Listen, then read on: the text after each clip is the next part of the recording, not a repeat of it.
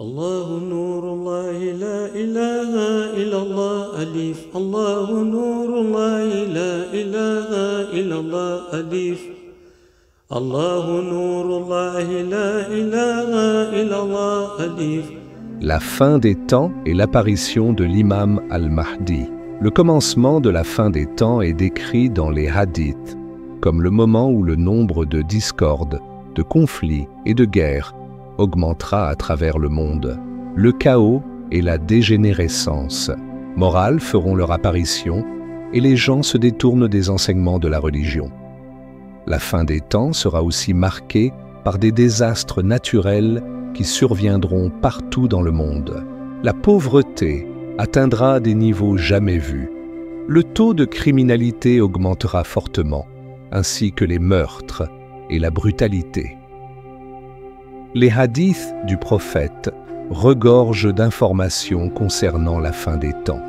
Quand on compare ces signes avec les événements qui ont lieu de nos jours, on peut établir des ressemblances énormes qui nous font comprendre que nous sommes en train de vivre à l'époque de la fin des temps. Plusieurs savants musulmans ayant mené des recherches sur le sujet de la fin des temps et sur les signes du jour dernier ont déclaré que le fait que les hadiths concernant la fin des temps correspondent aux événements observés de nos jours montre la véracité des hadiths. Certains signes relatés dans les hadiths ont été observés dans certaines parties du monde. Les signes se suivant les uns après les autres, comme les perles d'un collier tombant les unes après les autres quand son fil est coupé. Tirmidhi, les tremblements de terre. L'heure, le jour dernier, ne surviendra pas avant que les tremblements de terre ne deviennent trop fréquents.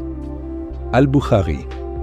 Au cours des dernières années, des ouragans, des tempêtes, des typhons et d'autres désastres ont eu un effet destructeur sur le continent américain ainsi qu'en d'autres endroits du globe.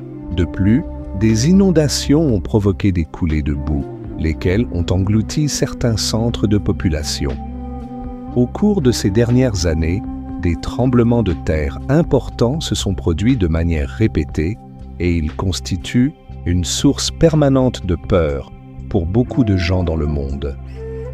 Par conséquent, toutes les destructions apportées par ces calamités qui ont frappé les grandes villes sont dans chaque cas un signe important. L'effondrement des valeurs morales. L'impudeur et le vice se répandront, avec notamment la généralisation de l'homosexualité et du lesbianisme. Le prophète disait à ce sujet « La fin du monde n'aura pas lieu tant que les gens ne s'accoupleront pas en public dans la rue comme le font les ânes. Les hommes imiteront les femmes et les femmes imiteront les hommes. Les gens se satisferont de l'homosexualité et du lesbianisme. Les rapports sexuels illégaux prédomineront. Al-Bukhari, les femmes seront dévêtues tout en étant habillées. La dégradation des valeurs morales constitue également un signe de la fin des temps. L'homosexualité, la prostitution, les rapports sexuels avant le mariage et extra-conjugaux, les délits sexuels, la pornographie, les harcèlements sexuels et l'augmentation des maladies liées à ces comportements constituent un nombre important d'indications de l'effondrement des valeurs morales. L'homosexualité, qui est un péché prohibé par toute la religion, est maintenant légalisée dans la majeure partie des pays occidentaux. Pire encore, les dirigeants de ces États ainsi que les organismes qu'ils dirigent en font la promotion à travers le monde. Cette dégénérescence morale des valeurs humaines prouve que nous vivons dans la période de la fin des temps. La pauvreté. Les pauvres seront de plus en plus nombreux. Les profits ne seront partagés qu'entre riches, sans aucun bénéfice pour les pauvres. Tirmidhi. Manifestement, La période décrite par le prophète ressemble aux conditions de notre époque. Si on regarde les siècles passés, on voit que l'anxiété et les difficultés causées par les sécheresses, les guerres et autres calamités étaient temporaires et limitées à une région donnée. Cependant, de nos jours, la pauvreté et les difficultés pour gagner de quoi vivre sont permanentes et endémiques. Dans les pays occidentaux et américains, le nombre de SDF augmente, tandis que dans les pays pauvres, les citoyens prennent les pirogues pour abandonner leur foyer, quitte à mourir en pleine mer. Aux niveaux étatiques, les multinationales de l'Occident pillent les ressources minières des pays d'Afrique, aggravant ainsi la misère des peuples noirs, une situation qui alimente les tensions entre pays riches et pays pauvres. Les assassinats augmenteront considérablement. L'heure, le jour dernier, ne sera pas établie tant que le nombre de meurtres n'aura pas augmenté. Al-Bukhari. L'heure n'aura pas lieu tant que n'augmentera pas le trouble. Quand on demanda au prophète le sens du trouble, il expliqua le meurtre, par celui qui tient ma vie entre ses mains, ce monde ne disparaîtra pas avant que ne vienne pas. Une époque pour les gens où l'assassin ne saura pas pourquoi il a tué et la victime ne connaîtra pas non plus pourquoi elle a été tuée. Il ne se passe pas un seul jour sans que les revues de presse et les journaux ne mentionnent des cas d'agression et de meurtre. Les gens ne semblent plus se soucier de l'existence d'une vie après la mort. Seul l'intérêt du moment compte. Et pour cela, l'on est prêt à tuer sans aucun état d'âme. Le monde ne touchera à sa fin que lorsque surviendra un jour où il y aura des massacres et des effusions de sang généralisées. Muslim. Si l'on analyse attentivement cet hadith, l'on peut dire que nous sommes en plein dans la période de la fin des temps. En effet, dans certains d'Afrique, les populations sont massacrées soit par des seigneurs de guerre locaux, ou soit par des rebelles armés par l'Occident. Plus récemment, les bombardements de l'armée israélienne sur des civils palestiniens ont fait des milliers de victimes devant l'indifférence de la communauté internationale. Pire encore, les puissances occidentales et américaines soutiennent l'État d'Israël en lui fournissant le matériel militaire dont il a besoin pour perpétrer ses assassinats ciblés. Presque toutes les guerres de notre époque ciblent les peuples. Par conséquent, des civils et des gens innocents sont abattus. Les savants seront corrompus. À la fin des temps, il y aura des dévots ignorants et des connaisseurs pervers. Abu Nuaym. Quand vos savants apprendront en vue de gagner dinars et dirhams, Taylami, certains prétendus savants, oulémas ou oustas de nos jours, sont prêts à falsifier les versets coraniques pour plaire aux pouvoirs politiques en place ou simplement en vue de bénéficier d'un statut social ou de recevoir de l'argent. D'autres pseudo-oulémas en sciences religieuses se prononceront sur des sujets religieux qu'ils ne maîtrisent pas, induisant ainsi en erreur les auditeurs ou les téléspectateurs qui les suivent. La situation du monde avant l'apparition du Mahdi.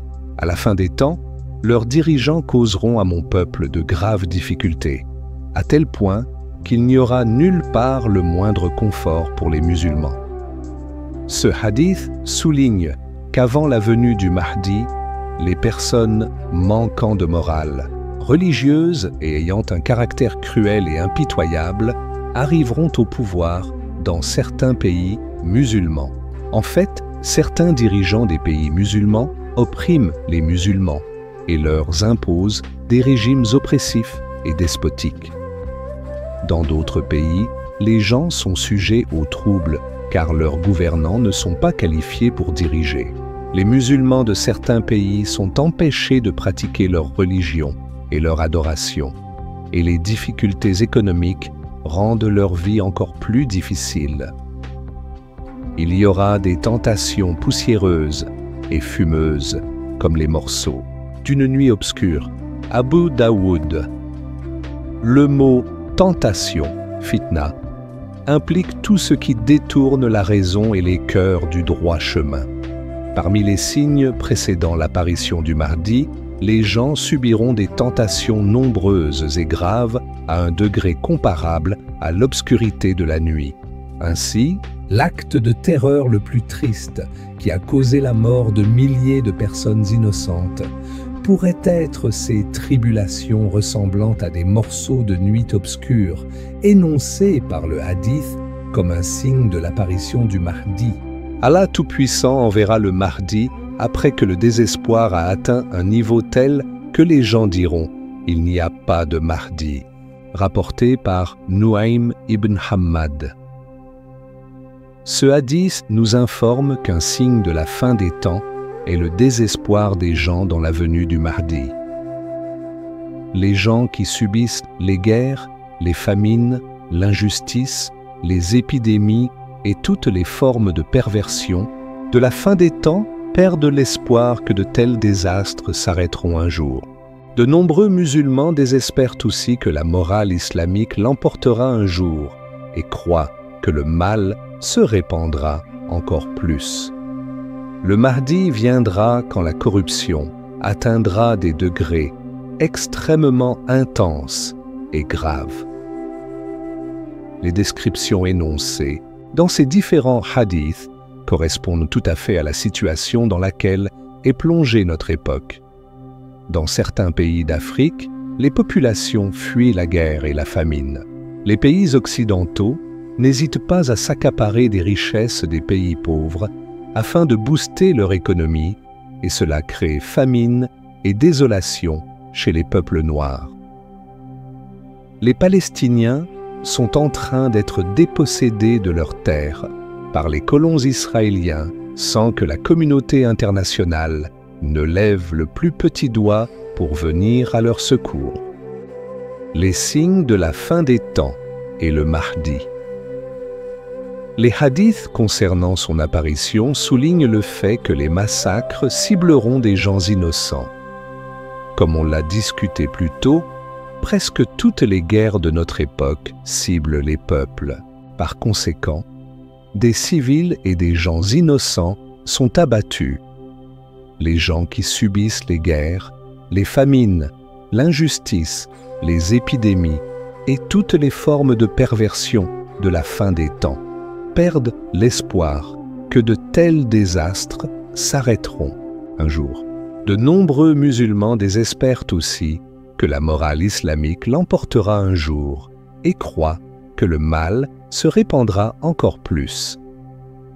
En fait, de nos jours, nous voyons fréquemment des exemples de cet état d'esprit, en dépit de l'existence d'innombrables hadiths sur la venue du Mahdi et sur l'âge d'or, marqué par ses nombreux bienfaits. De nombreuses personnes croient qu'une telle époque n'arrivera jamais, et même cet état d'esprit fait partie des signes de la fin des temps.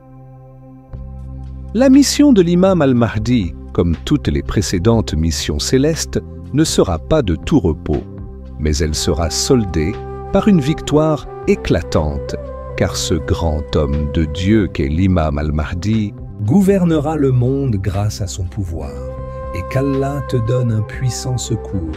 Sourate 48, verset 3, par la volonté du Tout-Puissant.